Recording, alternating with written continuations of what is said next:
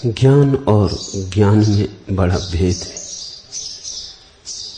एक तो ज्ञान है जो बांझ होता है, जिसमें फल नहीं लगते न फूल लगते। एक ज्ञान है जिसमें मुक्ति के फल लगते, सच्चिदानंद के फूल लगते, फल लगते, सुगंध उठती समाधि की। जिस ज्ञान से समाधि की सुगंध न उठे उसे थोथा और व्यर्थ जानना। उससे जितनी जल्दी छुटकारा हो जाए उतना अच्छा, क्योंकि मुक्ति के मार्ग में वह बाधा बनेगा। मुक्ति के मार्ग में जो साधक नहीं है वही बाधक हो जाता है। धन भी इतनी बड़ी बाधा नहीं है जितनी बड़ी बाधा थोथा ज्ञान हो जाता है। धन इसलिए बाधा नहीं है कि धन से कोई साधन ही नहीं बनता, धन से कोई साथ ही नहीं मिलता मोक्ष की तरफ जाने में, तो धन के कारण बाधा नहीं हो सकती। मोक्ष की तरफ जाने में ज्ञान साधन है, इसलिए अगर गलत ज्ञान हो, मिथ्या ज्ञान हो तो बाधा हो जाएगी। संसार उतनी बड़ी रुकावट नहीं है जितने शब्दों और शास्त्रों से मिला हुआ संग्रहित ज्ञान रुकावट हो जाता। मैंने सुना है, पुरानी कथा है कि अवंतिका नगर के बाहर सिप्रा नदी के पार एक महापंडित रहता था। उसकी दूर दूर तक ख्याति थी। वो रोज सिप्रा को पार करके नगर के एक बड़े सेठ को कथा सुनाने जाता था, धर्म कथा। एक दिन बहुत चौंका जब वो नाव से सिप्रा पार कर रहा था। एक घड़ियाल ने सिर बाहर निकाला और कहा, पंडित जी, मेरी भी उम्र हो गई, मुझे भी कुछ ज्ञान आते जाते दे दिया करे, और मुफ्त नहीं मांगता हूं। और घड़ियाल ने अपने मुंह में दबा हुआ एक हीरों का हार दिखाया। पंडित तो भूल गया, जिस वणिक को सुनाने कथा जाता था उसने कहा, पहले तुझे सुनाएंगे। रोज पंडित घड़ियाल को कथा सुनाने लगा और रोज घड़ियाल उसे कभी हीरे, कभी मोती, कभी माणिक के हार देने लगा। कुछ दिनों बाद घड़ियाल ने कहा कि पंडित जी, अब मेरी उम्र पूरी होने के करीब आ रही, मुझे त्रिवेणी तक छोड़ाएं, एक पूरा मटका भर के हीरे जवाहरात दूंगा। पंडित उसे लेके त्रिवेणी गया, और जब घड़ियाल को उसने त्रिवेणी में छोड़ दिया और अपना मटका भरा हुआ ले लिया और ठीक से देख लिया मटके में कि हीरे जवाहरात सब हैं, और विदा होने लगा, तो घड़ियाल उसे देख के हंसने लगा। उस पंडित ने पूछा, हंसते हो, क्या कारण? उसने कहा, मैं कुछ न कहूंगा, मनोहर नाम के धोबी के गधे से अवंतिका में पूछ लेना। पंडित को तो बहुत दुख हुआ, किसी और से पूछे यही दुख का कारण, फिर वो भी मनोहर धोबी के गधे से पूछे। मगर घड़ियाल ने कहा, बुरा ना मानना, गधा मेरा पुराना सत्संगी है, मनोहर कपड़े धोता रहता है, गधा नदी के किनारे खड़ा रहता है, बड़ा ज्ञानी। सच पूछो तो उसी से मुझ में भी ज्ञान की किरण जगी। पंडित वापस लौटा, बड़ा उदास था, गधे से पूछे, लेकिन चैन मुश्किल हो गई। रात नींद ना आए कि घड़ियाल हंसा तो क्यों हंसा,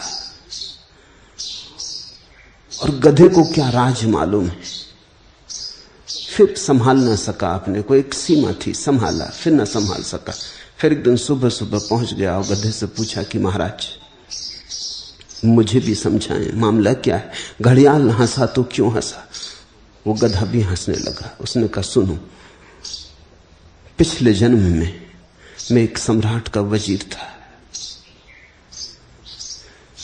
सम्राट ने कहा कि इंतजाम करो, मेरी उम्र हो गई, त्रिवेणी चलेंगे, संगम पर ही रहेंगे।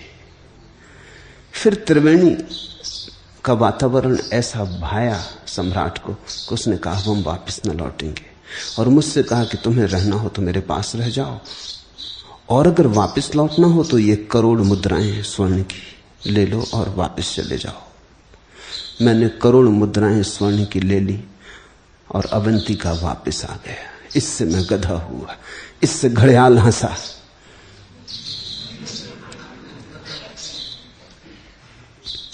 कहानी प्रीतिकर है। बहुत हैं जिनका ज्ञान उन्हीं को मुक्त नहीं कर पाता। बहुत हैं जिनके ज्ञान से उनके जीवन में कोई सुगंध नहीं आती। जानते हुए भी जानने का कोई परिणाम नहीं। शास्त्र से परिचित हैं, शब्दों के मालिक हैं, तर्क का श्रृंगार है उनके पास, विवाद में उन्हें हरा ना सकोगे, लेकिन जीवन में वे हारते चले जाते। उनका खुद का जाना हुआ उनके जीवन में किसी काम नहीं आता। जो ज्ञान मुक्ति न दे वह ज्ञान नहीं। ज्ञान की परिभाषा यही है जो मुक्त करे। जीसस ने कहा है सत्य तुम्हें मुक्त करेगा, और अगर मुक्त ना करे तो जानना कि सत्य नहीं। सिद्धांत एक बात है, सत्य दूसरी बात। सिद्धांत उधार है, सस्ते में ले लिया है, चोर बाजार से खरीद लिया है, मुफ्त पा गए हो, कहीं राह पे पड़ा मिल गया है, अर्जित नहीं किया है। सत्य अर्जित करना होता है। जीवन की जो आहुति चढ़ाता वही सत्य को उपलब्ध होता है। जीवन का जो यज्ञ बनाता वही सत्य को उपलब्ध होता है। सत्य मिलता है स्वयं के श्रम से, सत्य मिलता है स्वयं के बोध से। दूसरा सत्य नहीं दे सकता। इस एक बात को जितने भी गहरे तुम संभाल के रख लो उतना हितकर है। सत्य तुम्हें पाना होगा। कोई जगत में तुम्हें सत्य दे नहीं सकता, और जब तक तुम ये भरोसा किए बैठे हो कि कोई दे देगा तब तक तुम भटकोगे। तब तक सावधान रहना कहीं मनोहर धोबी के गधे न हो जाओ। तब तक तुम त्रिवेणी पर आके चूक जाओगे, संगम पे पहुंच जाओगे और समाधि ना बनेगी। बार बार घर के करीब आ जाओगे और फिर भटक जाओगे।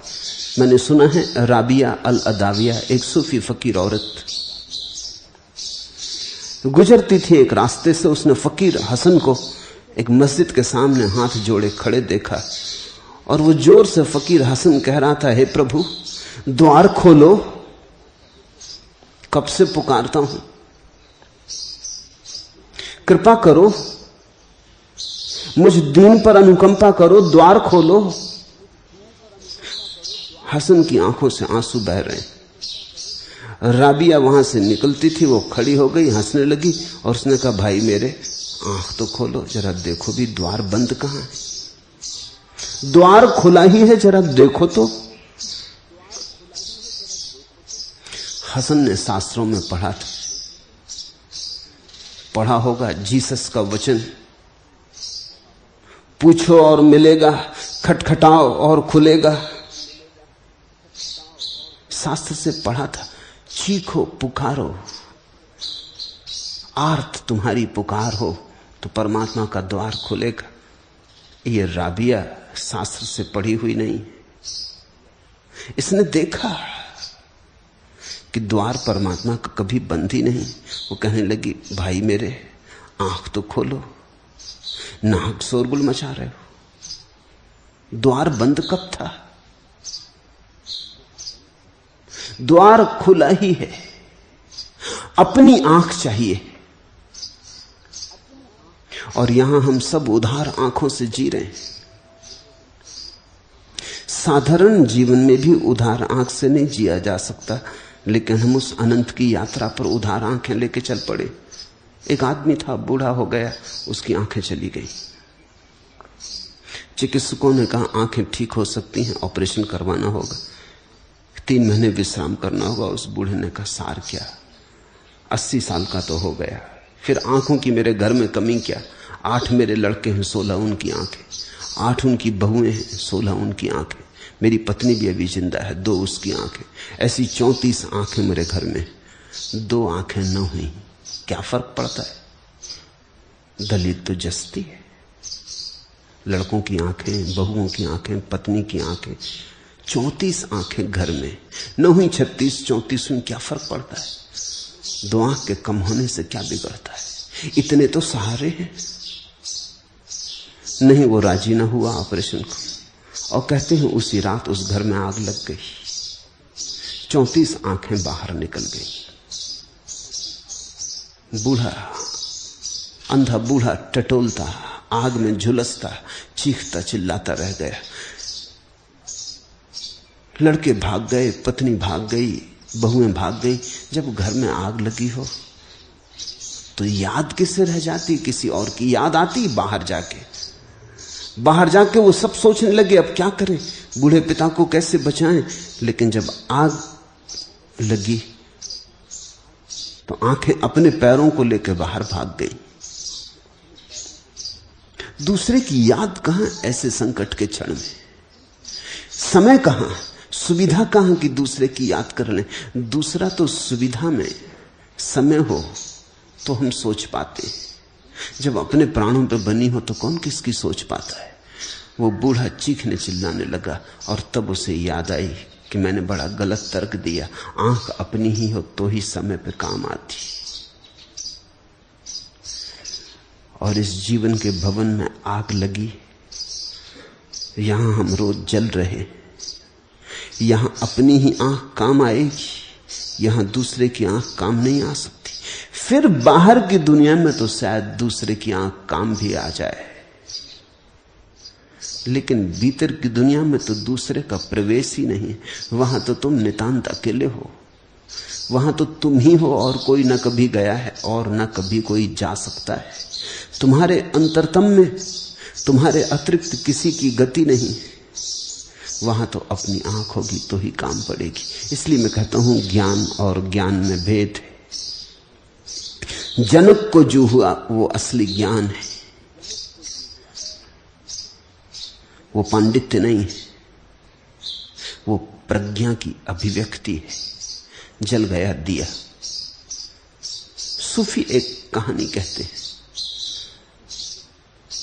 एक युवा सत्य के खोजी ने अपने गुरु से कहा कि मैं क्या करूं, कैसे हो मेरा मन शांत, कैसे मिटे ये अंधेरा मेरे भीतर का, कैसे कटे मेरी मूर्छा का जाल, मुझे कुछ राह सुझाओ। गुरु थोड़ी देर उसकी तरफ देखता रहा, फिर पास में रखी हुई उसने सूफियों की एक किताब दे दी और कहा इसे पढ़, तल्लीन होकर पढ़, डूब इसमें, लगा डुबकी, होगा मन शांत। युवा खूब तन मन से पढ़ने लगा। वो कुछ दिनों बाद आया, उसने कहा आपने कहा वो ठीक है, लेकिन बिल्कुल ठीक नहीं। ठीक है, जब मैं पढ़ता हूं डूब जाता हूं, रस विभोर हो जाता हूं। संतों की वाणी जब मेरे आसपास गूंजने लगती तो मैं किसी और लोक में हो जाता हूं। बड़े दिए जल जाते हैं, बड़े कमल खिल जाते हैं, मगर फिर किताब बंद और सब बंद। फिर कमल विदा हो जाते हैं, दिए बुझ जाते हैं, फिर वही का वही अंधेरा, फिर मेरा वही पुराना अंधेरा। बार बार ऐसा होता है, बार बार, फिर सब खो जाता है। संपदा बनती मालूम नहीं होती, सिर्फ सपना मालूम होती। गुरु हंसने लगा, उसने कहा सुन, 2 यात्री तीर्थ यात्रा को गए। एक के पास लालटेन थी, दूसरे के पास लालटेन नहीं थी। दोनों साथ साथ चलते। जिसके हाथ में लालटेन थी उसका प्रकाश दूसरे के भी काम आता। राह दोनों पर, दोनों के लिए प्रकाशित हो जाती। लेकिन फिर ऐसी घड़ी आई जब लालटेन वाले यात्री को अपना मार्ग चुनना पड़ा। तो लालटेन वाला यात्री तो अपने मार्ग पर चला गया, निश्चिंत, अभय, हाथ में अपना प्रकाश था। लेकिन जो यात्री अब तक प्रकाश में चला था वो अचानक अंधेरे में खड़ा रह गया, भयातुर, कपता हुआ। ठीक ऐसी ही अवस्था शास्त्र के साथ होती। गुरु ने कहा, जब तुम शास्त्र को पढ़ते हो तो दूसरे के प्रकाश में थोड़ी देर चल लेते हो, दूसरे के प्रकाश में सब साफ दिखाई पड़ने लगता है। फिर दूसरे का प्रकाश है, सदा के लिए तुम्हारा हो नहीं सकता। राहें जुदा हो जाती, शास्त्र एक मार्ग पर चला जाता, तुम एक मार्ग पर खड़े रह जाते, फिर अंधेरा घेर लेता। सत्संग में बहुत बार तुम्हारे भीतर भी दिया जलता है, मगर वो तुम्हारा दिया नहीं, वो बाहर सद्गुरु के दिए की झलक होती, वो प्रतिबिंब होता। शास्त्र को पढ़ते पढ़ते कभी नासापुट सुगंध से भर जाते, मगर वो तुम्हारी सुगंध नहीं, वो सुगंध किसी और की, वो कहीं बाहर से आई है, उसका आविर्भाव भीतर से नहीं हुआ, वो जल्दी ही खो जाएगी। और ध्यान रखना, देखा कभी राह पर चलते हो, अंधेरी राह है और फिर कोई तेज प्रकाश की कार निकल जाती तो क्षण भर को तो सब रोशन हो जाता, लेकिन कार के चले जाने पर अंधेरा और भी घना हो जाता है, जितना पहले भी नहीं था। आंखें बिल्कुल चुंधिया जाती, कुछ नहीं दिखाई पड़ता, पहले तो थोड़ा बहुत दिखाई भी पड़ता था। अक्सर ऐसा होता है शास्त्र के प्रकाश में या सद्गुरु के प्रकाश में, थोड़ी देर को तो बिजली चमक जाती, सब साफ हो जाता है, लेकिन फिर ऐसा अंधेरा छाता है जैसा पहले भी नहीं था, और भी घना अंधेरा हो जाता है। उस सूफी फकीर ने अपने शिष्य को कहा कि अब शास्त्र बंद कर, तेरी पहला पाठ पूरा हुआ, अब भीतर का दिया जला, ज्योति तेरे भीतर है, अपनी ज्योति जला। दूसरे की ज्योति में थोड़ी बहुत देर कोई रोशनी में चल ले, ये सदा के लिए नहीं हो सकता, ये सनातन और शाश्वत यात्रा नहीं हो सकती। पराये प्रकाश में हम थोड़ी देर के लिए प्रकाशित होने चाहिए तो होगा अपना ही प्रकाश। इसलिए कहता हूं ज्ञान और ज्ञान में भेद है। एक ज्ञान जो तुम्हें दूसरे से मिलता है, उसे तुम संभाल के मत बैठ जाना, ये मत सोच लेना कि मिल गई नाव, भवसागर पार हो जाएगा। दूसरा एक ज्ञान जो तुम्हारी अंतर ज्योति के जलने से मिलता है, वही तुम्हें पार ले जाएगा। जनक को कुछ ऐसा हुआ, चोट पड़ी, भीतर का तम टूटा, अपनी ज्योति जली। ये ज्योति इतनी आकस्मिक रूप से जली कि जनक भी भरोसा नहीं कर पाते, इसलिए बार बार कहे जाते हैं आश्चर्य आश्चर्य, अहो ये क्या हो गया। देख रहे हैं कुछ हुआ, कुछ ऐसा हुआ कि पुराना सब गया और सब नया हो गया, कुछ ऐसा हुआ कि सब संबंध विच्छिन्न हो गए अतीत से, कुछ ऐसा हुआ कि अब तक जो मन की दुनिया थी वो खंड खंड हो गई, मन के पार का खुला आकाश दिखाई पड़ा। लेकिन ये इतना आकस्मिक हुआ है, अचंभित है, अवाक है, ठगे रह गए। इसलिए हर वचन में आश्चर्य और आश्चर्य की बात कर रहे हैं। आज का पहला सूत्र है, अहो जन समूहे अपि न द्वैतम पश्यतो मम अरण्यमेव संवृतम क्वा रतिम करवाण्य हम। आश्चर्य कि मुझे द्वैत दिखाई नहीं देता, जन समूह भी मेरे लिए अरण्यवत हो गया है, तब मैं कहां मोह करूं, किससे मोह करूं, कैसे मोह करूं। दूसरा बचा ही नहीं, मोह के लिए कोई आश्रय ना रहा। आश्चर्य कि मुझे द्वैत दिखाई नहीं देता, और ऐसा भी नहीं कि मैं अंधा हो गया हूं, दिखाई दे रहा है। खूब दिखाई दे रहा है, ऐसा दिखाई दे रहा है जैसे कभी दिखाई ना दिया था। आंखें पहली दफे भरपूर खुली और द्वैत नहीं दिखाई दे रहा, एक ही दिखाई दे रहा है। सब किसी एक ही की तरंगें हो गए, सब किसी एक ही संगीत के सुर हो गए, सब किसी एक ही महावृक्ष के छोटे छोटे पत्ते, शाखाएं उपशाखाएं हो गए हैं, लेकिन जीवनधार एक। द्वैत नहीं दिखाई देता। अब तक द्वैत ही दिखाई दिया था। तुमने सोचा है कभी? उन क्षणों में भी जहां तुम चाहते हो द्वैत न दिखाई दे, वहां भी द्वैत ही दिखाई देता है। किसी से तुम्हारा प्रेम है, तुम चाहते हो कम से कम यहां तो अद्वैत दिखाई दे, तुम चाहते हो यहां तो कम से कम एकता हो जाए। प्रेमी की तड़फन क्या है? प्रेमी की पीड़ा क्या है? प्रेमी की पीड़ा यही है कि जिससे वो एक होना चाहता है उससे भी दूरी बनी रहती। कितने ही पास आओ, गले से गले मिलाओ, दूरी बनी रहती। निकट आके भी निकटता कहां होती, आत्मीय होके भी आत्मीयता कहां होती। प्रेमी की पीड़ा यही है, चाहता है कि कम से कम एक से तो अद्वैत हो जाए। अद्वैत की आकांक्षा हमारे प्राणों में पड़ी है, वो हमारी गहनतम आकांक्षा है। जिसको तुम प्रेम की आकांक्षा कहते हो, अगर गौर से समझोगे तो वो अद्वैत की आकांक्षा है।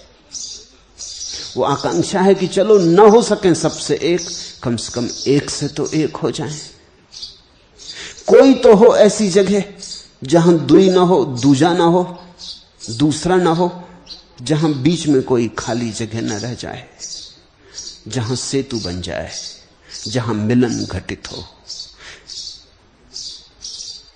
प्रेम की आकांक्षा अद्वैत की आकांक्षा है।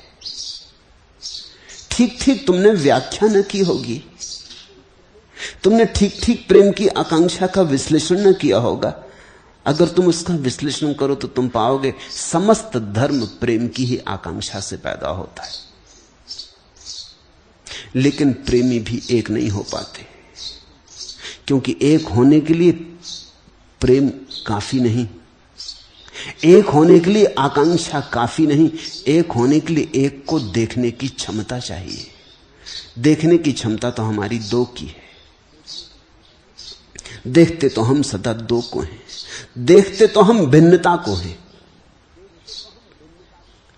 भिन्नता हमारे लिए तत्क्षण दिखाई पड़ती,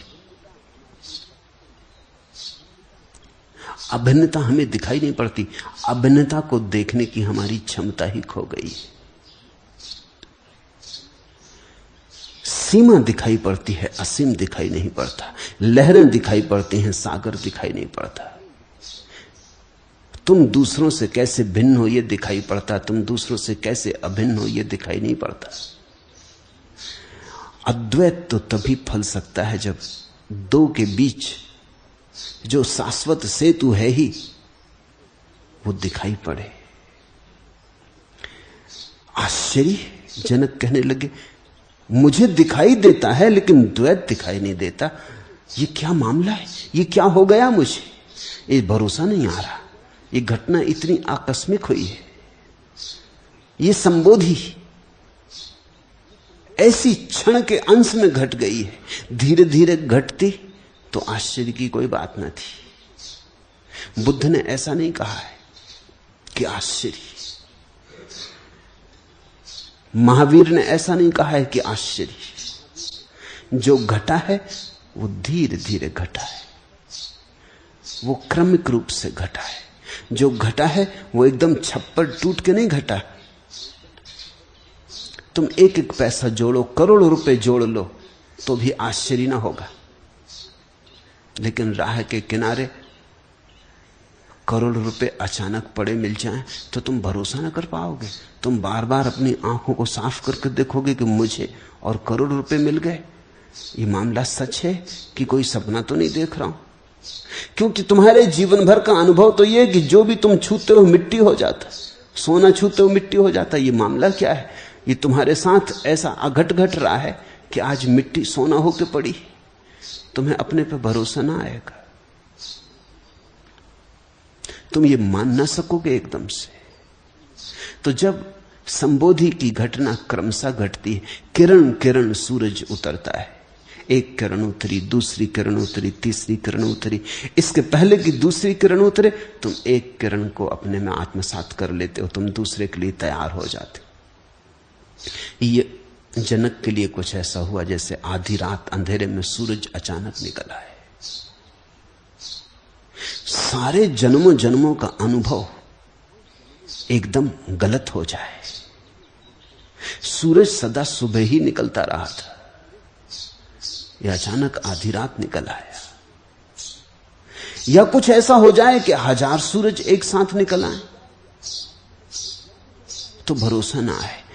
पहली बात तो यही ख्याल में आए कि कहीं मैं पागल या विक्षिप्त तो नहीं हो गया। इसलिए जब कभी ऐसी अनूठी घटना घटती है तो गुरु की मौजूदगी अत्यंत आवश्यक है, अन्यथा व्यक्ति पागल हो जाए। जनक पागल हो सकते थे अगर अष्टावक्र की मौजूदगी ना होती। अष्टावक्र की मौजूदगी भरोसा देगी, आश्वासन देगी। अष्टावक्र चुपचाप सुन रहे हैं, देखते हो जनक कहे जाते हैं, अष्टावक्र चुपचाप सुन रहे हैं, एक शब्द नहीं बोले। वो चाहते हैं बह जाए ये आश्चर्य, एक बार इसे कह लेने दो जो हुआ है, इसके भीतर जो घटा है इसको फूट के बह जाने दो। तुमने देखा कोई आदमी को दुख घटता है, वो अगर दुख कह ले तो मन हल्का हो जाता है। तुम्हें अभी दूसरी घटना का पता नहीं कि जब सुख घटता है तो भी न कहो तो हल्का नहीं हो पाता आदमी। सुख घटा नहीं इसलिए उस घटना का तुम्हें अनुभव नहीं है। ये जो सारे जगत के बड़े शास्त्र जन्मे, ये इसलिए जन्मे कि जब आनंद घटा तो जिसको घटा वो बिना कहे न रह सका, उसे कहना ही पड़ा, कह के वो हल्का हुआ। चार को सुना के बोझ टला। दुख का ही बोझ नहीं होता, सुख की भी बड़ी घनी पीड़ा होती, मधुर। आनंद की भी बड़ी घनी पीड़ा होती, जैसे तीर चुभ जाए। गुनगुनाना होगा, गाना होगा, नाचना होगा। पद घुंघरू बांध मेरा नाची, वो नाचना ही पड़ा।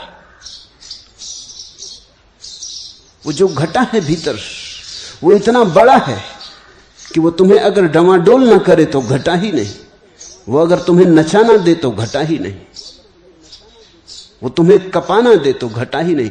जैसे बड़े तूफान में वृक्ष की छोटी सी पत्ती नाचती हो, कांपती हो, ऐसा जनक कब गए होंगे। आश्चर्य कि मुझे द्वैत दिखाई नहीं देता, ये मेरी आंखों को क्या हुआ। सदा द्वैत ही देखा था, अनेक देखा था, आज सब एक हो गया है। एक व्यक्ति दूसरे व्यक्ति में मिला हुआ मालूम पड़ता है, सबकी सीमाएं एक दूसरे में लीन हुई मालूम होती, सब एक दूसरे में प्रविष्ट हुए मालूम होते। ये हुआ क्या? तुम यहां बैठे हो, अगर अचानक तुम्हें जनक जैसी घटना घटे तो तुम क्या देखोगे? तुम ये नहीं देखोगे यहां इतने लोग बैठे, तुम देखोगे ये मामला क्या है, ये इतने लोग अचानक खो गए। रूप तो बैठे लेकिन एक की आत्मा दूसरे में बह रही, दूसरे की आत्मा तीसरे में बह रही, सब एक दूसरे में बहे जा रहे हैं। ये हुआ क्या है? ये लोग फूट क्यों गए? इनके घड़े टूट क्यों गए? इनके प्राण एक दूसरे में क्यों उतरे जा रहे हैं? ऐसा ही हो रहा है, तुम्हें दिखाई नहीं पड़ता। इसलिए एक बात है, ऐसा ही हो रहा है। तुम्हारी श्वास दूसरे में जा रही, दूसरे की श्वास तुम में आ रही, तुम्हारी ऊर्जा दूसरे में जा रही, दूसरे की ऊर्जा तुम में आ रही। अब तो इसके वैज्ञानिक प्रमाण हैं कि हम एक दूसरे में बहते रहते। इसलिए तो ऐसा हो जाता है, अगर तुम किसी उदास आदमी के पास बैठो तो तुम उदास हो जाते हो, उसका उदास प्राण तुम में बहने लगता। तुम किसी हंसते प्रसन्नचित आदमी के पास बैठो, उसकी प्रसन्नचित्ता तुम्हें छूने लगती, संक्रामक हो जाती, कोई तुम्हारे भीतर हंसने लगता है। तुम कभी कभी चकित भी होते हो कि हंसी का मुझे तो कोई कारण न था, मैं कोई प्रसन्नचित्त अवस्था में भी न था, लेकिन हुआ क्या? दूसरे तुम में बह गए। वैज्ञानिक कहते हैं कि जब तुम किसी की तरफ बहुत प्रेम से देखते हो तो तुम्हारे भीतर से एक ऊर्जा उसकी तरफ बहती। अब इस ऊर्जा को नापने के भी उपाय हैं। तुम्हारे तरफ से एक विशिष्ट ऊष्मा, गर्मी उसकी तरफ प्रवाहित होती।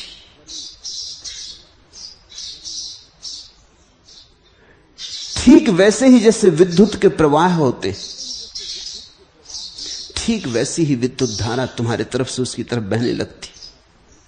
इसलिए अगर तुम्हें कोई प्रेम से देखे तो अपनी प्रेम की आंख को छिपा नहीं सकता, तुम पहचान ही लोगे।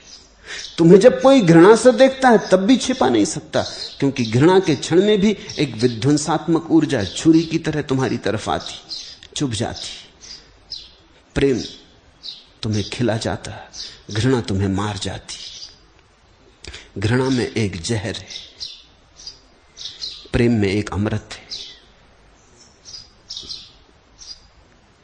रूस में एक महिला है, उस पर बड़े वैज्ञानिक प्रयोग हुए। वो सिर्फ किसी वस्तु पे ध्यान करके उसे चला देती। टेबल के ऊपर वो 10 फीट की दूरी पे खड़ी और एक बर्तन रखा है। वो 5 मिनट तक उस पर ध्यान करती रहेगी, उसकी आंखें उस पर एकजुट जम जाएंगी और बर्तन कपने लगेगा। और वो अगर कहेगी कि बाएं चलो तो बाएं बर्तन सरकने लगेगा, दाएं चलो तो बर्तन दाएं सरकने लगेगा।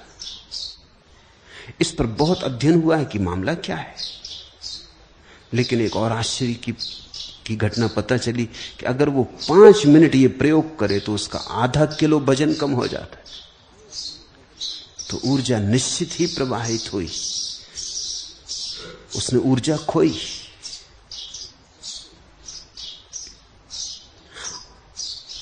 पांच मिनट के प्रयोग में उसने काफी जोर से ऊर्जा को फेंका।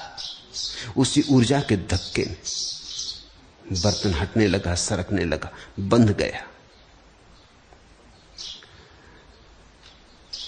हम एक दूसरे में बह रहे हैं, जाने हम न जाने हम। तुमने ये भी देखा होगा कि कुछ व्यक्ति ऐसे होते हैं जिनके पास तुम्हें बहाव मालूम होगा। जैसे तुम किसी नदी की धारा में पड़ गए जो बह रही, उनके साथ तुम रहोगे तो ताजगी मालूम होगी, उनके साथ तुम रहोगे तो एक प्रवाह, गति मालूम होगी। फिर कुछ ऐसे लोग हैं जो डबरों की तरह, उनके पास तुम रहोगे तो ऐसा लगेगा तुम भी कुंद हुए, बंद हुए, कहीं बहाव नहीं मालूम होता, सड़ान सी मालूम होती, सब रुका रुका, द्वार दरवाजे बंद, नई हवा नहीं, नई रोशनी नहीं। तुमने जाना होगा, देखा होगा। तुम जिनको आमतौर से साधु संत कहते हो वो ऐसे ही डबरे हैं, उनके पास तुम जाके बैठो थोड़ी बहुत देर, ठीक, 24 घंटे किसी संत के पास रहना बड़ा मुश्किल है। वो तुम्हारी जान लेने लगेगा। उसके पास तुम हंस ना सकोगे जोर से, तुम मजाक ना कर सकोगे, तुम गीत ना गुनगुना सकोगे। वो खुद भी बंद है, वो तुम्हें भी बंद करेगा। वो खुद अकड़ा बैठा है, वो तुम्हें भी अकड़ाएगा। उसने सब द्वार दरवाजे अपने बंद कर लिए, वो कब्र बन गया है, वो तुमको भी कब्र बना देगा। इसलिए तो लोग साधु संतों के दर्शन करके एकदम भागते, नमस्कार महाराज और भागे, पैर छुए और भागे। ठीक ही करते, किसी आंतरिक अनुभूति के बल ऐसा करते। पूजा कर लेते हैं, सत्संग नहीं करते। सत्संग खतरनाक हो सकता है। जिन व्यक्तियों के पास प्रवाह मालूम होता है, जिनके पास तुम्हारे जीवन में भी स्फुरना होती, तुम्हारे भीतर भी कुछ कपने लगता, डोलने लगता, गति होने लगती, उसका केवल इतना ही अर्थ है कि वे लोग तुम्हारे भीतर अपने प्राणों को डालते, वे तुम्हें कुछ देने को तत्पर है, कंजूस नहीं है, कृपण नहीं है। और जो तुम्हारे भीतर कुछ डालता है वो तुम्हें भी तत्पर करता है कि तुम भी दो। तुम्हारे भीतर भी प्रतिध्वनि उठती, संवेदन उठता है। और आदमी जितना बहे उतना ही शुद्ध रहता है। ऐसे हम चेष्टा कर करके अपने को रोके हुए कि बह ना जाएं। जब जनक को पहली दफा दिखाई पड़ा होगा कि अरे ये सब चेष्टा व्यर्थ है, कितना ही ऊपर ऊपर से रोकते रहो, लेकिन भीतर तो हम सब जुड़े हैं। हम समुद्र में उठे छोटे छोटे द्वीप नहीं, हम महाद्वीप हैं, हम सब जुड़े हैं। और द्वीप भी जो दिखाई पड़ता है सागर में उठा छोटा सा, वो भी नीचे गहराइयों में तो पृथ्वी से जुड़ा है, महाद्वीप से जुड़ा है। जुड़े हम सब हैं। इस जोड़ का दर्शन जनक को हुआ तो वो कहने लगे, अहो जन समूह है अपि न द्वैतम पश्यतो मम। इतना जन समूह देख रहा हूं लेकिन द्वैत नहीं दिखाई पड़ता। ऐसा लगता है कि इन सब के भीतर एक ही कोई जी रहा, एक ही श्वास ले रहा, एक ही प्राण प्रवाहित है। और ये सारा संसार मेरे लिए अरण्यवत हो गया, जैसे कि कोई आदमी जंगल में भटक जाए। कभी तुम जंगल में भटक गए हो? जैसे कभी कोई आदमी जंगल में भटक जाए तो वहां घर थोड़ी बनाता है। भटका हुआ आदमी तो राह खोजता है कि कैसे बाहर निकल जाऊं। कितने ही सुंदर दृश्य हों आसपास, उनको थोड़ी देखता है। भटका हुआ आदमी तो बस खोज करता है कि कैसे इस अरण्य के बाहर निकल जाऊं। न वहां घर बनाता, न वहां सुंदर फूलों को देखता, न वहां सुंदर वृक्षों से मोह लगाता। जनक कहते हैं कि मेरे लिए यह संसार अरण्यवत हो गया है। इस नए बोध में इस संसार का सारा काम मुझे एकदम जंगल जैसा हो गया है। जैसे मैं भटका था इसमें अब तक, अब बाहर निकलना चाहता हूं और मैं अब चकित हो रहा हूं, तब कहां मैं मोह करूं। इस भटके हुई अवस्था में, इस जंगल में, इस अरण्य में कहां मैं मोह करूं, किससे मोह करूं। अब तक लोगों ने कहा होगा जनक को भी, वो बड़े ज्ञानियों का सत्संग करते थे, पंडितों का सत्संग करते थे, बड़े गुण ग्राहक थे। न मालूम कितने लोगों ने कहा होगा छोड़ो मोह, छोड़ो माया। लेकिन आज जनक पूछते हैं कि छोड़ो माया मोह, ये तो बात ही फिजूल है, करो कैसे। करना चाहूं तो भी करने का उपाय नहीं दिखाई पड़ता, क्योंकि दूसरा कोई है ही नहीं जिससे मोह करो, मैं ही बचाऊं। मैं शरीर नहीं हूं, मेरा शरीर नहीं है, मैं जीव नहीं हूं, निश्चय ही मैं चैतन्य मात्र हूं। मेरा यही बंध था कि मेरे जीने में इच्छा थी।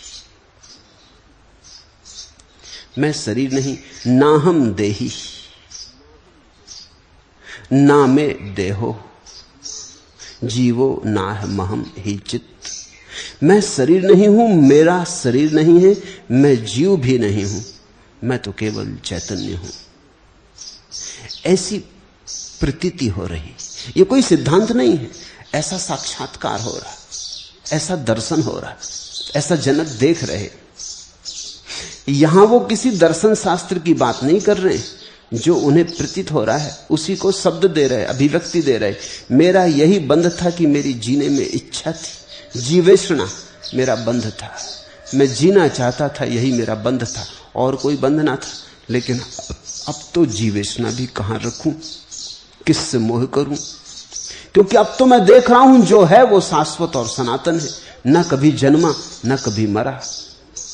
ये देह तो जन्मती और मरती है, ये श्वासें तो आज चलती हैं कल नहीं चलेंगी, ये मन तो आज तरंगायत है कल शांत हो जाएगा, ये प्राण जन्मे मर जाएंगे।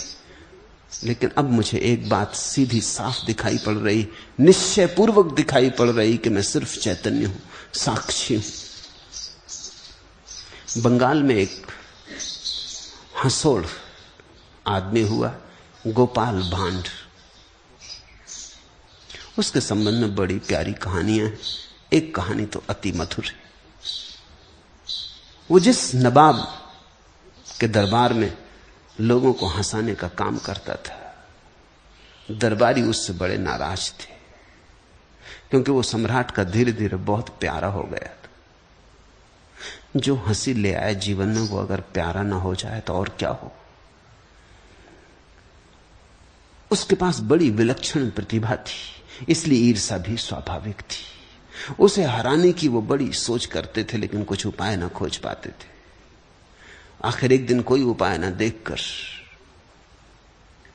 उन्होंने गोपाल भांड को पकड़ लिया और कहा कि आज तो तुझे राज बताना पड़ेगा कि तेरी प्रतिभा का राज क्या है। गांव में ऐसी अफवाह है कि तेरे पास सुखदा मणि,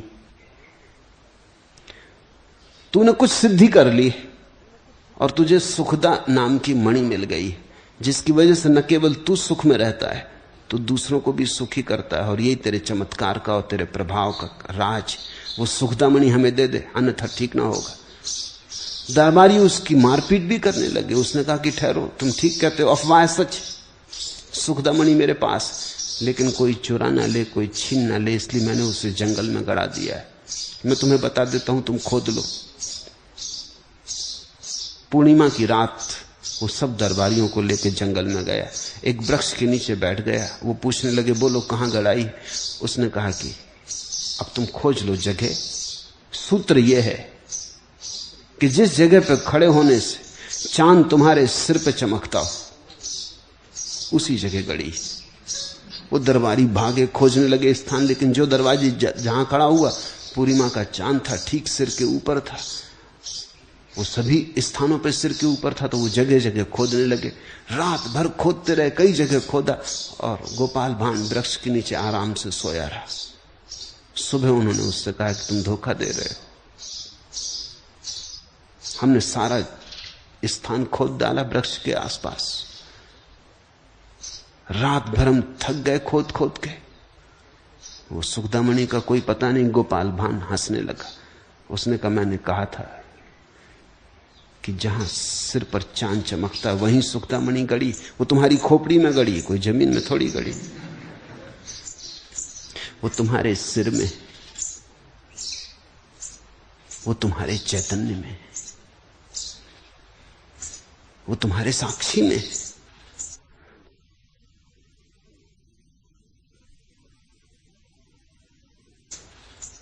जो साक्षी हो जाता है वो सुखी हो जाता है।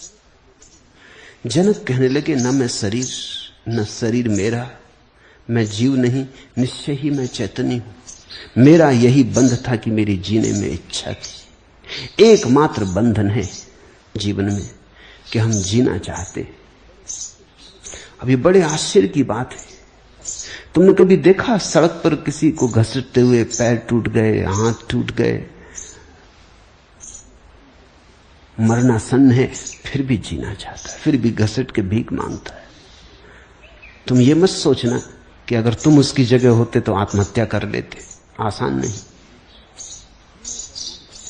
जीने का मोह बड़ा गहरा है। जीने का मोह ऐसा गहरा है कि आदमी किसी भी स्थिति में जीना चाहता है, किसी भी स्थिति के लिए राजी हो जाता है। कुछ लोग आत्महत्या करते हैं, इसलिए तुम्हें लगता होगा उनके संबंध में क्या। जो लोग आत्महत्या करते हैं वे लोग भी जीने की आकांक्षा से ही आत्महत्या करते हैं। मरने के लिए कोई आत्महत्या नहीं करता। लोगों के जीने की शर्तें हैं। कोई कहता है मेरे पास करोड़ रुपए होंगे तो ही मैं जीऊंगा। दिवाला निकल गया, करोड़ रुपए हाथ से खिसक गए, वो कहता अब जीने में क्या सार। उसके जीने की एक बड़ी शर्त थी जो टूट गई। उसने जीने के लिए एक खास ढंग चुना था जो अब संभव नहीं रहा। वो कहता हम मर जाएंगे। वो मरता जीने की ही किसी विशेष शर्त के लिए। किसी ने कहा मैं किसी स्त्री के साथ रहूंगा तो ही रहूंगा, नहीं तो मर जाऊंगा। किसी स्त्री ने कहा किसी पुरुष को पालूंगी तो रहूंगी, नहीं तो मर जाऊंगी। ये कोई मरने की बातें नहीं है, ये सब जीने के ही आग्रह हैं। जीना जैसा चाहा था वैसा ना हो सका तो लोग मरने तक को तैयार हैं। जीने के लिए लोग मरने तक को तैयार हैं। अगर आत्महत्या कभी घटती है तो वो तो किसी बुद्ध, किसी जनक, किसी अष्टावक्र, किसी महावीर की घटती। वो ठीक आत्महत्या करते, क्योंकि उसके बाद फिर कोई जन्म नहीं है। वो जीने के लिए, मरने की तो बात दूसरी, वो जीने के लिए जीने भी नहीं चाहते। वो जीवेशना को ही समझ लेते हैं कि जीवेशना एक धोखा है। इसे समझें। जब दिखाई पड़ता है समाधि की आंखों से, ध्यान की आंखों से, तो दिखाई पड़ता है जीवन तो है ही, ये तो कभी नहीं हो ही नहीं सकता। ये तो बड़े पागलपन की बात है कि जो तुम हो ही उसकी आकांक्षा कर रहे हो। ये तो ऐसा ही है कि तुम्हारे पास धन है और तुम धन मांग रहे हो। ये तो ऐसा ही है कि जो तुम्हारे पास है ही उसके लिए तुम भिक्षा मांगते वन वन में भटकते फिर रहे हो।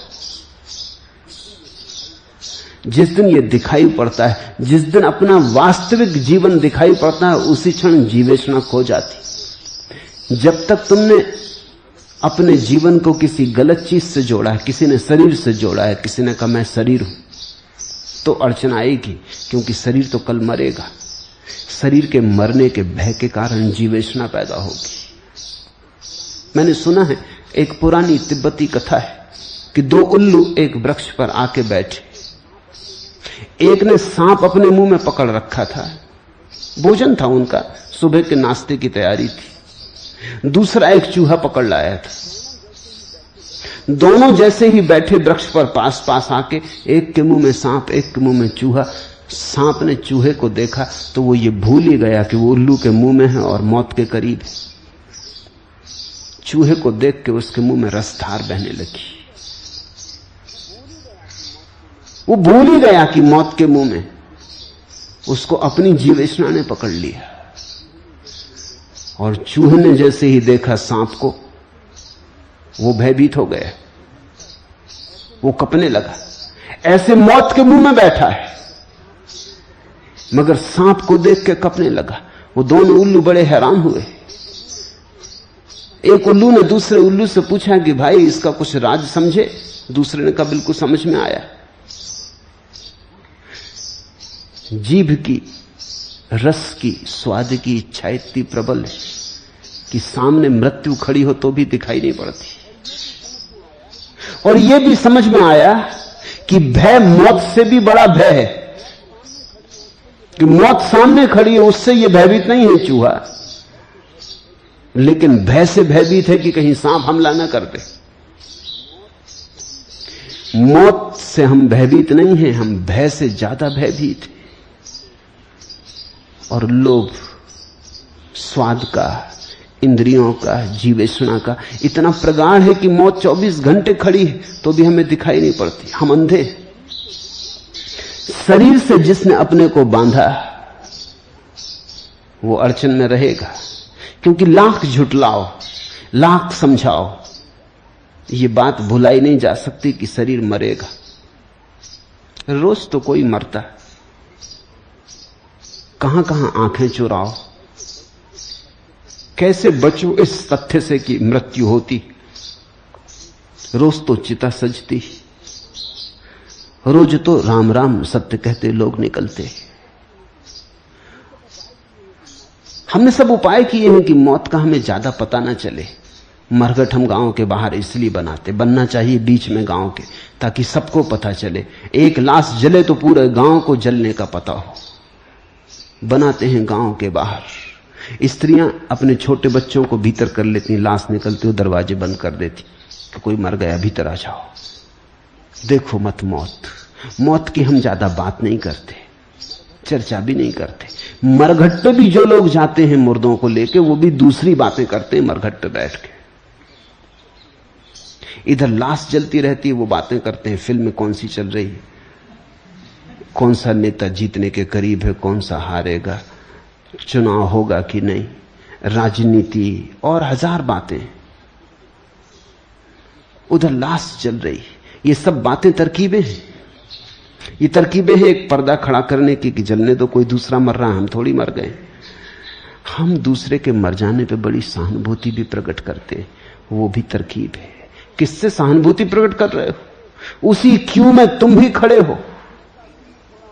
एक खिसका क्यू थोड़ा और आगे बढ़ गया, मौत तुम्हारी थोड़ी और करीब आ गई। नंबर करीब आया जाता है, खिड़की पे तुम जल्दी पहुंच जाओगे। लेकिन हम कहते हैं बड़ा बुरा हुआ, बेचारा मर गया। लेकिन एक गहन भ्रांति हम भीतर पालते हैं कि सदा कोई और मरता है, मैं थोड़ी मरता हूं, सदा कोई और मरता है। मगर फिर भी कितने ही उपाय करो, ये सत्य है कि शरीर के साथ तो सदा जीवन नहीं हो सकता। कितना ही लंबाओ, 100 वर्ष जियो, 200 वर्ष जियो, 300 वर्ष जियो, क्या फर्क पड़ता है? विज्ञान कभी न कभी ये व्यवस्था कर देगा कि आदमी और लंबा जीने लगे, मगर इससे भी क्या फर्क पड़ता। मौत को थोड़ा पीछे हटा दो लेकिन खड़ी तो रहेगी, थोड़े धक्के दे दो लेकिन हटेगी तो नहीं। शरीर तो जाएगा, इसलिए शरीर चला जाए, कहीं शरीर चला ना जाए, हम घबरा के जीवन की आकांक्षा करते हैं कि मैं बना रहूं। इस जीवन की आकांक्षा में धन इकट्ठा करते, पद जुटाते, सब तरह की भ्रांति खड़ी करते कि और सब मरेंगे, मैं नहीं मरूंगा, सब तरह की सुरक्षा। फिर भी मौत तो आती। शरीर से जिसने अपने को जोड़ा है वो कितना ही धोखा दे, धोखा धोखा ही है। फूट फूट के धोखे के पर्दे के पार मौत दिखाई पड़ती रहेगी, और जितनी मौत दिखाई पड़ती उतनी ही जीवेशना पैदा होती, उतना ही आदमी जीवन को घबरा के पकड़ता है कि कहीं छूट ना जाऊं। जनक को दिखाई पड़ा उस दिन कि ये भी क्या मजा है, हम मर ही नहीं सकते, हम अमृत हैं, अमृत पुत्र।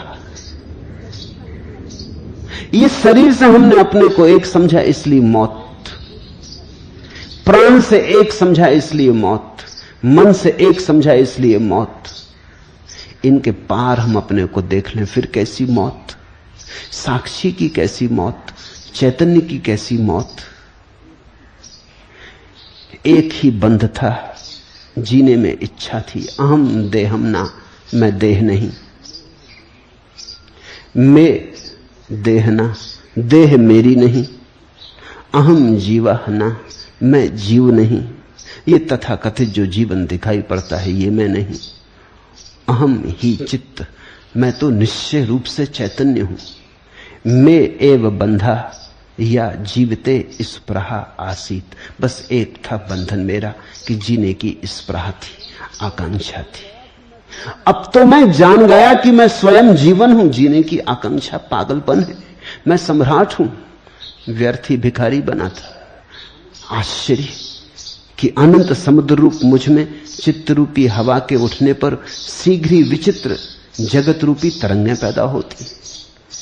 अब आश्चर्य होता है, जनक कहते हैं, ये जानकर कि जैसे हवा की तरंगे शांत झील में लहरें उठा जाती है, ऐसी ही चित्त की हवा मेरी शांत आत्मा में हजार हजार लहरें उठा जाती। वो लहरें मेरी नहीं, वो लहरें चित्त की हवा के कारण। आश्चर्य है कि अनंत समुद्र रूप मुझ में चित्त रूपी हवा के उठने पर शीघ्र ही विचित्र जगत रूपी तरंगें पैदा होती, और कैसे कैसे विचित्र सपने पैदा हो जाते, और कैसे कैसे माया और मोह और लोभ और कैसे कैसे जाल खड़े हो जाते। फिर एक बार इन जालों को हम अभ्यास कर लेते हैं तो छूटना मुश्किल हो जाता है। मैंने सुना है एक यूनानी संगीतज्ञ जब भी कोई उसके पास संगीत सीखने आता तो पूछता कि तुमने पहले कहीं और तो नहीं सीखा है, संगीत के संबंध में कुछ जानते तो नहीं हो। अगर कोई व्यक्ति कहता कि मैं बिल्कुल संगीत के संबंध में कुछ नहीं जानता तो वो आधी फीस लेता, अगर कोई कहता कि मैं कुछ जानता हूं तो दुगनी फीस मांगता। दो व्यक्ति साथ ही साथ आए थे, एक बिल्कुल कोरा कागज और एक ख्यातिनाम संगीतज्ञ था, काफी जानता था, कुशल संगीतज्ञ था। और जब उस गुरु ने कहा कि जो बिल्कुल नहीं जानता उससे आधी फीस और तुम जो जानते हो तुमसे दुगनी फीस, तो वो कहने लगा ये अन्याय है, ये क्या मामला है, इसका अर्थ। तो वो संगीत गुरु कहने लगा इसका अर्थ सीधा है, जो नहीं जानता उसे हम सिर्फ सिखाएंगे, तुम जानते हो पहले तुम्हें बुलाएंगे, तुम जो जानते हो पहले उसे मिटाएंगे, तब तुम सीख सकोगे। संसार में हमारा असली सवाल एक ही है कि हमने जन्मों जन्मों में कुछ अभ्यास कर लिए, कुछ गलत बातें हम ऐसी प्रगाढ़ता से सीख गए हैं कि अब उन्हें कैसे भूलें यही अड़चन। ये बात हमने खूब गहराई से सीख ली कि मैं शरीर हूं। भाषा, समाज, समूह, संस्कार सब इसी बात के। भूख लगती तुम कहते मुझे भूख लगी। जरा सोचो अगर तुम इस वाक्य को ऐसा कहो कि शरीर को भूख लगी, ऐसा मैं देखता हूं, तुम फर्क समझते हो कितना भारी हो जाता। तुम कहते हो मुझे भूख लगी, तो तुम घोषणा कर रहे हो कि मैं देह हूं। जब तुम कहते हो शरीर को भूख लगी, ऐसा मैं देखता हूं, जानता हूं, तो तुम ये कह रहे हो कि शरीर मुझसे अलग, मैं ज्ञाता हूं, दृष्टा हूं, साक्षी हूं। जब कोई तुम्हें गाली देता है और तुम्हारे मन में तरंगें उठती हैं, तो तुम कहते हो मुझे क्रोध हो गया, तो तुम गलत बात कह रहे हो। तुम इतना ही कहो कि मन क्रोधित हो गया, ऐसा मैं देखता हूं। तुम मन ही नहीं हो, वो जो मन में क्रोध उठ रहा है उसको देखने वाले हो। अगर तुम मन ही होते तब तो तुम्हें पता ही नहीं चल सकता था कि मुझे क्रोध हो गया, क्योंकि तुम तो क्रोध ही हो गए होते, पता किसको चलता। अगर तुम शरीर ही होते तो तुम्हें कभी पता नहीं चलता कि भूख लगी है, क्योंकि तुम तो भूख ही हो गए होते, पता किसको चलता। पता चलने के लिए तो थोड़ा फासला चाहिए। शरीर को भूख लगती, तुमको पता चलता है। शरीर में भूख लगती, तुम में पता चलता है। तुम सिर्फ बोध मात्र हो। अगर हमारी भाषा ज्यादा वैज्ञानिक और धार्मिक हो, अगर हमारे संस्कार चैतन्य की तरफ हो, शरीर की तरफ नहीं, तो बड़ी अड़चनें कम हो जाएं।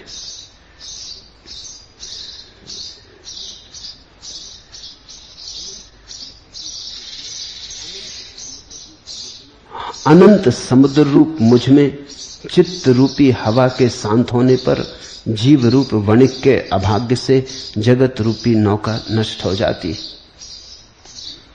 और जब ये चित्त रूपी हवा शांत हो जाती है,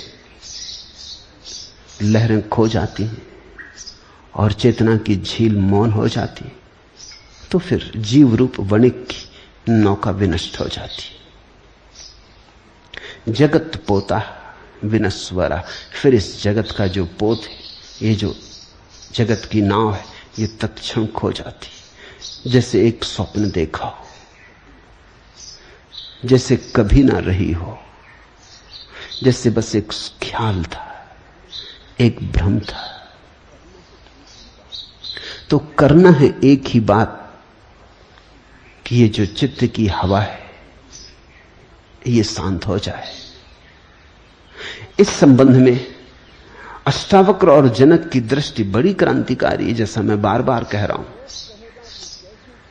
योग कहेगा कि कैसे इस चित्त की हवा को शांत करो, वो प्रक्रिया बताएगा। चित्त वृत्ति निरोधा, वो कहेगा योग है चित्त वृत्ति का निरोध। तो कैसे चित्त की वृत्ति का निरोध करें? यम करो, नियम करो, संयम करो, आसन प्राणायाम प्रत्याहार करो, धारणा ध्यान समाधि करो, तो फिर चित्त की लहरें शांत हो जाएंगी। इस संबंध में अष्टावक्र और जनक की दृष्टि बड़ी अनूठी है। वो क्या कहते हैं? वो ये नहीं कहते कि तुम कुछ करो, वो कहते हैं करने से तो चित्त रूपी तरंग और उठेंगी, क्योंकि करने से तो उपद्रव ही खड़ा होगा, करने से तो और लहरें हिल जाएंगी। तुम्हारे कुछ करने का सवाल नहीं है, तुम सिर्फ देखो, तुम करो कुछ मत। आश्चर्य है कि अनंत समुद्र रूप मुझ में जीव रूपी तरंगें अपने स्वभाव के अनुसार उठती हैं, परस्पर लड़ती हैं, खेलती हैं और लय होती, अपने स्वभाव के अनुसार। ये कुंजी है, ये सब हो रहा है अपने स्वभाव के अनुसार। तुम न इसे शांत कर सकते हो, न तुम इसे अशांत कर सकते हो। तुम बीच में पड़ो ही मत, तुम ये होने दो। तुम सिर्फ एक बात स्मरण रखो कि तुम साक्षी हो।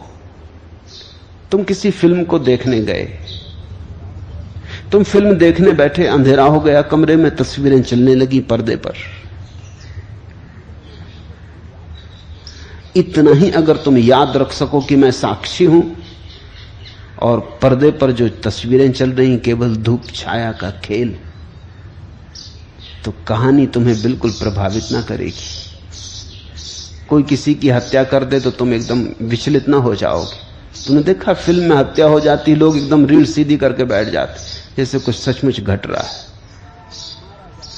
कोई मारा जाता है तो कई की आंखें गीली हो जाती, लोग रुमाल निकाल लेते हो, तो अंधेरा रहता है इसलिए अच्छा है, अपना जल्दी से आंख पहुंच के अंदर रख ली, रुमाल को फिर खीसे में कर लिया। लोगों के रुमाल गीले हो जाते हैं फिल्मों में, जब तक रुमाल गीले ना हो तब तक वो कहती नहीं कि फिल्म अच्छी थी। रोने का अभ्यास ऐसा पुराना है कि जो भी रुला दे वही लगता है कि कुछ गजब का काम हुआ। लोग हंसने लगते, रोने लगते। तुमने देखा कि छाया चल रही है, वहां कुछ भी नहीं, पर्दे पे कुछ भी नहीं है, लेकिन छाया तुम्हें जकड़ लेती, तुम उसके साथ डोलने लगते। तुम में क्रोध पैदा हो सकता है, प्रेम पैदा हो सकता है, वासना जग सकती, उत्तेजना हो सकती, सब कुछ घट सकता है, और पर्दे पे कुछ भी नहीं। तुम भूल ही जाते हो। तुम्हारी उस भूल को ही सुधारना है, कुछ और करना नहीं। तुम्हें दौड़ के पर्दा नहीं फाड़ डालना है कि बंद करो, कि तुम्हें पीछे जाके प्रोजेक्टर नहीं तोड़ देना है कि बंद करो। ये क्या मजाक कर रखी कि सिर्फ धूप छाया का खेल और लोगों को परेशान कर रहे हो। इतने लोग रो रहे हैं नाहक, अरे जिंदगी काफी है रोने के लिए, बंद करो। ये तो तुम नहीं करते, इसकी कोई जरूरत भी नहीं, क्योंकि जो रोना चाहते हैं उनके लिए पर्दे को रहने दो। जिनकी अभी रोने में उत्सुकता है, पैसे चुका के जो रोने आए,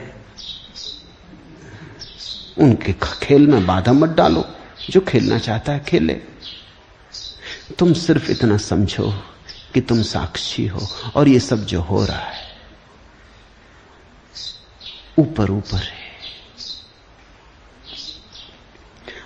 आश्चर्यम मई अनंत महम मोधो जीव वीचिया उद्धंती घ्रंती चा खेलंती चा स्वभावता प्रविशंति।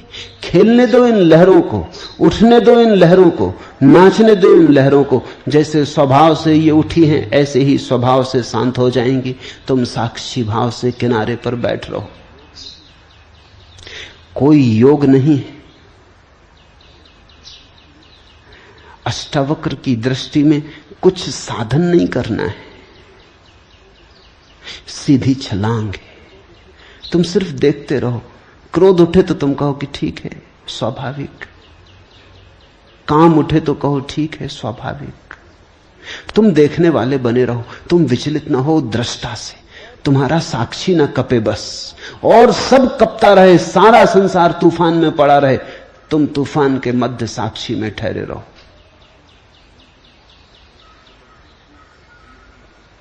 मुल्ला नसरुद्दीन एक समुद्री यात्रा पर था।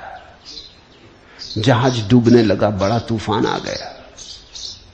लोग भागदौड़ करने लगे, स्त्रियां रोने चिल्लाने लगीं, कुत्ते भौंकने लगे, बच्चे बेहोश होने लगे। सारे लोग एक कोने में इकट्ठे हो गए। मालिक चिल्ला रहा है, संभालने की कोशिश कर रहा है, कैप्टन चिल्ला रहा है, मल्लाह इंतजाम कर रहे हैं। एकदम अराजकता फैल गई। सिर्फ एक मुल्ला है कि जगह जगह खड़े होकर शांति से लोगों को देख रहा है। आखिर एक आदमी से न रहा गया, उसने कहा कि मुल्ला नसरुद्दीन, आदमी हो कि पत्थर? ये तुम कोई खेल समझे हो? ये नाव डूब रही, ये जहाज डूब रहा है, ये हम सब मरने जा रहे हैं। मुल्ला ने कहा, अपने को क्या लेने देना, कोई अपने बाप का जहाज।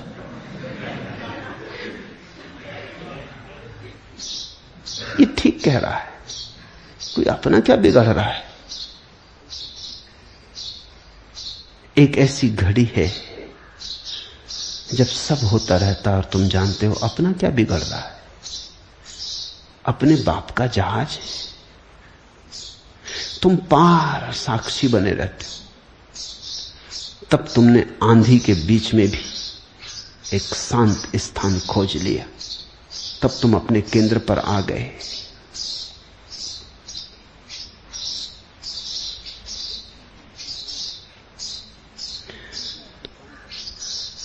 दृष्टि का रूपांतरण साधन नहीं।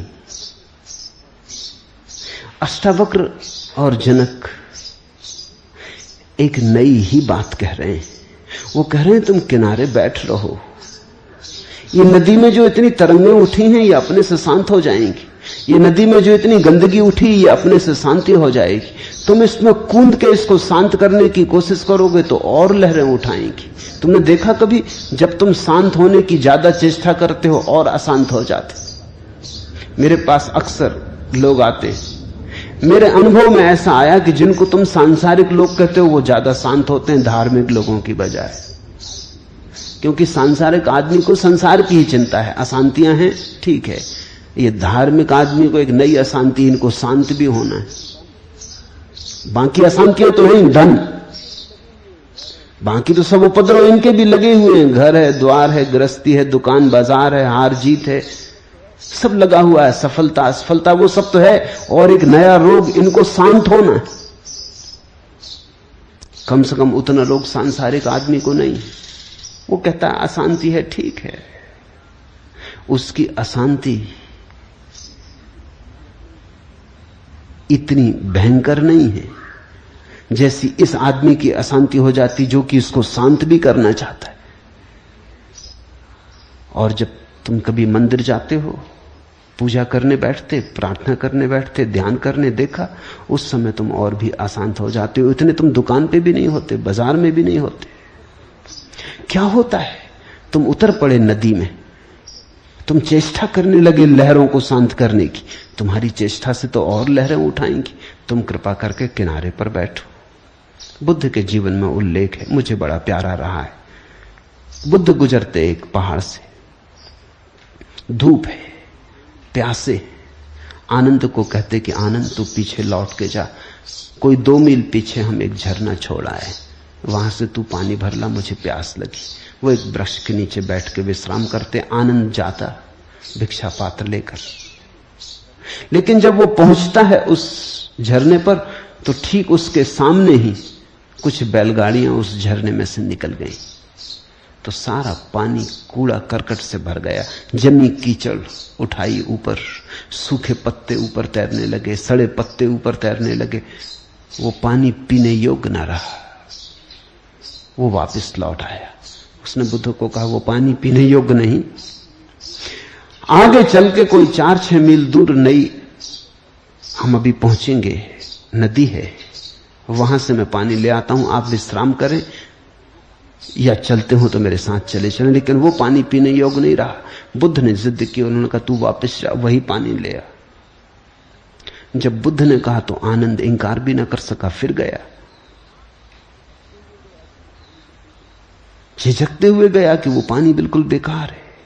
लेकिन वहां जाकर देखा कि तब तक तो पानी स्वच्छ हो गया। आना जाना आनंद का 2 मील, उस बीच धूल फिर बैठ गई, कीचड़ बह गया, पत्ते जा चुके, झरना तो ऐसा स्वच्छ स्फटिक मणि जैसा हो गया। वो बड़ा चकित हुआ। तब उसे बुद्ध की जिद्द का अर्थ दिखाई पड़ा। वो पानी भर के लाया, नाचता हुआ है। उसने पानी बुद्ध के चरणों में रखा, सिर चरणों में झुकाया और उसने कहा कि मुझे ठीक ठीक सूत्र दे दिया, यही मेरे चित्त की दशा है। आपने अच्छा किया मुझे वापस भेजा। मैं रास्ते में सोचता जाता था कि अगर पानी शुद्ध ना हुआ तो अब की बार उतर के झरने में कीचड़ कड़कट को अलग करके किसी तरह भर लाऊंगा।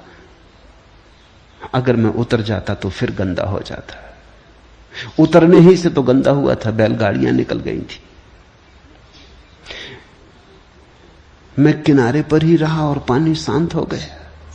किसी ने शांत न किया और शांत हो गया। आश्चर्य! अनंत समुद्र रूप मुझ में जीव रूप तरंगे अपने स्वभाव से उठती, परस्पर लड़ती, खेलती और लय होती। स्वभावता प्रविशन्ति, वे अपने स्वभाव से ही सब बनता मिटता खोता रहता है। तुम दूर साक्षी हो जाओ, तुम खड़े देखते रहो।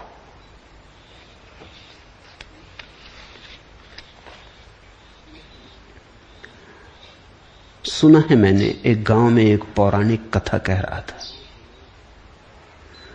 उसने गांव के लोगों को समझाया कि पाप से डरो, पाप से बचो, पाप से लड़ो, जैसा कि सभी तथाकथित धार्मिक लोग कहते हैं।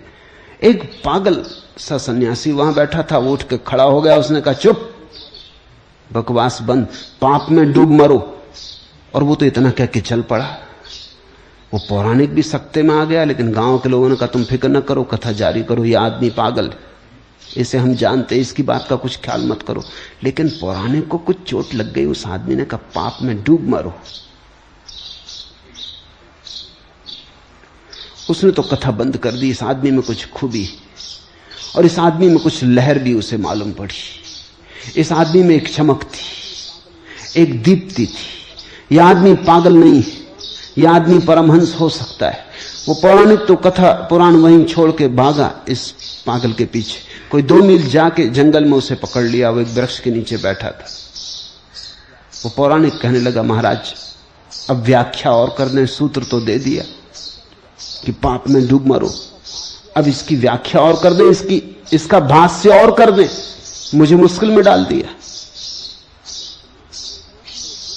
तो उस पागल सन्यासी ने कहा कि सुन,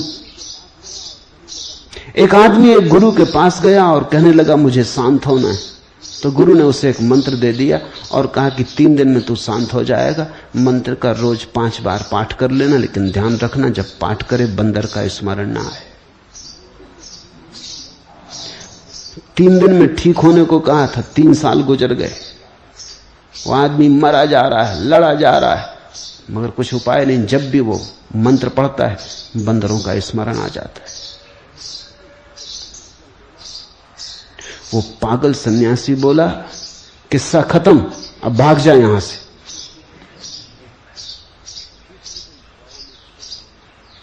दूसरे दिन पौराणिक फिर गांव में कथा कह रहा था। उसने लोगों से कहा न तो पाप से लड़ो, न पाप से डरो, न पाप से भगो, न पाप से बचो, बस देखते रहो।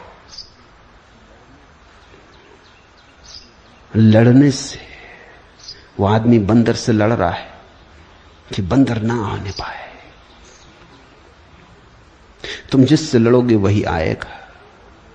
तुम्हारा लड़ना ही तुम्हारा आकर्षण बन जाएगा। जो व्यक्ति काम वासना से लड़ेगा काम वासना ही उठेगी। जो लोभ से लड़ेगा लोभ ही उठेगा। जो क्रोध से लड़ेगा वो और क्रोध उठाएगा, क्योंकि जिससे तुम लड़ोगे उसका स्मरण बना रहेगा। तुमने ख्याल किया जिसे तुम भूलना चाहते हो उसे भूल नहीं पाते, क्योंकि भूलने के लिए भी तो बार बार याद करना पड़ता है, उसी में तो याद बन जाती। किसी को तुम्हें भूलना है, कैसे भूलो? भूलने की चेष्टा में तो याद सघन होगी। भूलने से कभी कोई किसी को भूल पाया, लड़ने से कभी कोई जीता। इस जीवन का ये विरोधाभासी नियम ठीक से समझ लेना। जिससे तुम लड़े उसी से तुम हारोगे। लड़ना ही मत। संघर्ष सूत्र नहीं है विजय का, साक्षी। बैठ के देखते रहो। अब बंदर उछल कूद कर रहे हैं, करने दो। वो अपने स्वभाव से ही चले जाएंगे। तुमने अगर उत्सुकता न ली तो बार बार तुम्हारे द्वार ना आएंगे। तुमने अगर उत्सुकता ली पक्ष में या विपक्ष में तो दोस्ती बनी। अब वो जो आदमी मंत्र पढ़ रहा है और सोचता है बंदर ना आए, शायद इस मंत्र पढ़ने के पहले कभी उसके मन में बंदर ना आए होंगे। तुम्हारे मन में कभी आए?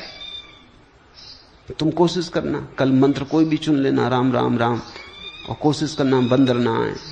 बंदर ही नहीं, हनुमान जी भी चले आएंगे उनके पीछे, और कई बंदरों को लेके पूरी फौज फांटा चला आएगा।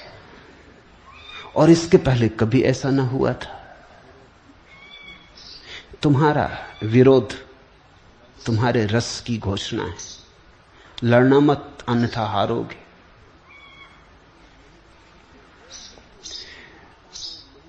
इस सूत्र के महत्ता को, महिमा को, गरिमा को समझो। जो हो रहा है हो रहा है।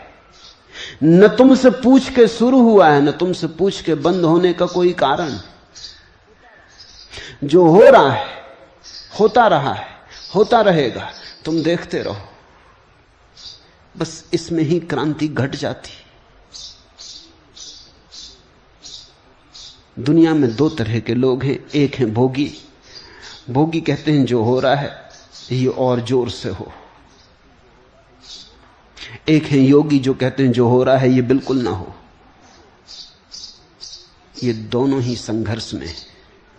योगी कह रहा है बिल्कुल ना हो, जैसे कि उसके बस की बात है, जैसे उससे पूछ के शुरू हुआ हो, जैसे उसके हाथ में। भोगी कह रहा है और जोर से हो, और ज्यादा हो, 100 साल जीता हूं, 200 साल जीऊं, एक स्त्री मिली, 1000 स्त्रियां मिले, करोड़ रुपए मेरे पास है, 20 करोड़ रुपए मेरे पास हो।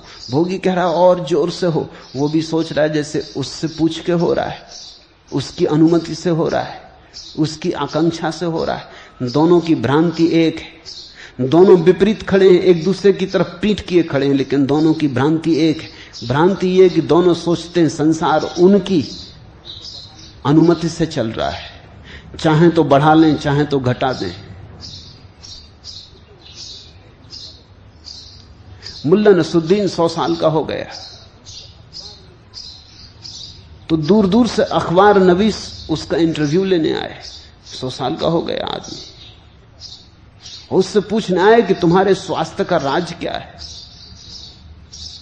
तुम अब भी चलते हो फिरते हो, तुम प्रसन्न चित्त दिखाई पड़ते हो, तुम्हारे शरीर में कोई बीमारी नहीं, तुम्हारा राज क्या है? तो मुल्ला ने कहा मेरा राज, मैंने कभी शराब नहीं पी, धूम्रपान नहीं किया,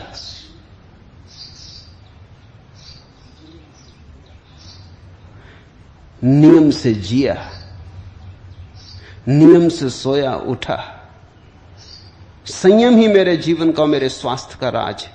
वो इतना कह ही रहा था कि बगल के कमरे में जोर से कुछ अलमारी गिरी, तो वो सब चौंक गए। पत्रकारों ने पूछा ये क्या मामला है? तो उसने कहा ये मेरे पिताजी हैं, वो मालूम होता है फिर शराब पी के आ गए। कोई आदमी 100 साल जिंदा रह जाता, वो सोचता मैंने शराब नहीं पी इसलिए जिंदा हूं 100 साल। उनके पिताजी पी के अभी आए, उन्होंने अलमारी गिरा दी। अगर कोई जैन ज्यादा जी जाता, वो सोचता शाकाहार की वजह से ज्यादा जी गए। कोई मांसाहारी ज्यादा जी जाता, वो सोचता मांसाहार की वजह से जी गए। धूम्रपान करने वाले भी ज्यादा जी जाते हैं, धूम्रपान ना करने वाले भी ज्यादा जी जाते हैं। साग सब्जी खा के भी लोग ज्यादा जी जाते हैं, जिन्होंने साग सब्जी कभी छुई ही नहीं वो भी जी जाते हैं। और जो आदमी जिस ढंग से जी जाता है वो सोचता है ये मैंने अपने जीवन का नियंत्रण किया, ये मेरे संयम से हुआ। तुम्हारे किए कुछ भी नहीं हो रहा है, तुम करता नहीं हो।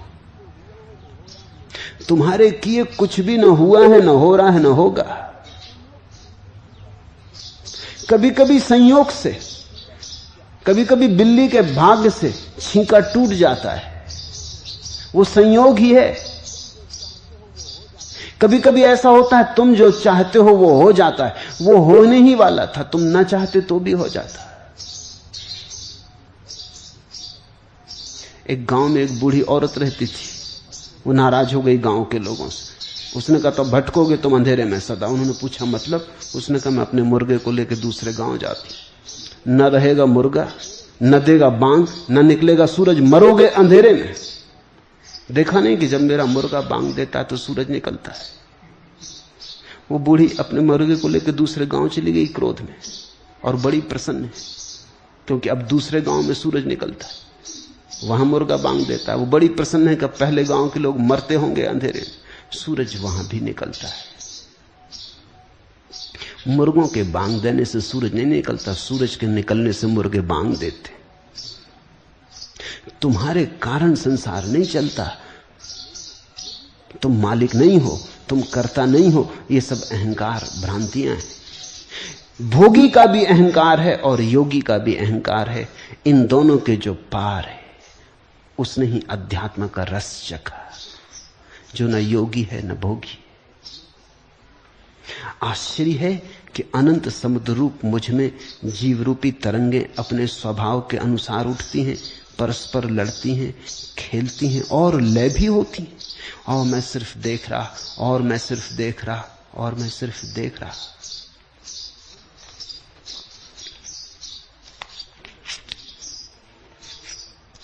रंग रही थी सपनों के चित्र, हृदय कलिका मधु से सुकुमार। अनिल बन 100 बार दुलार, तुम्ही ने खुलवाए उर्द्वार। और फिर रहे न एक निमेष, लुटा चुपके से सौरव भार। रह गई पथ में बिछकर दीन, दृगों की अश्रु भरी मनुहार, मूक प्राणों की विकल पुकार। विश्व वीणा में कब से मूक पड़ा था मेरा जीवन तार, न मुखरित कर पाई झकझोर, थक गई सौ सौ मलय बयार। तुम्ही रचते अभिनव संगीत, कभी मेरे गायक इस पार, तुम्ही ने कर निर्मम आघात, छेड़ दी यह बेसुर झंकार, और उलझा डाले सब तार। सब हो रहा स्वभाव से ऐसा कहो, या सब कर रहा प्रभु ऐसा कहो। भक्त की भाषा है कि परमात्मा कर रहा, ज्ञानी की भाषा है कि स्वभाव से हो रहा। तुम्हें जो भाषा प्रीतिकर हो चुन लेना, वो भाषा का ही भेद है। एक बात सत्य है कि तुम करता नहीं हो, या तो स्वभाव या परमात्मा। तुम करता नहीं हो, तुम सिर्फ दृष्टा हो, तुम सिर्फ देखने वाले हो।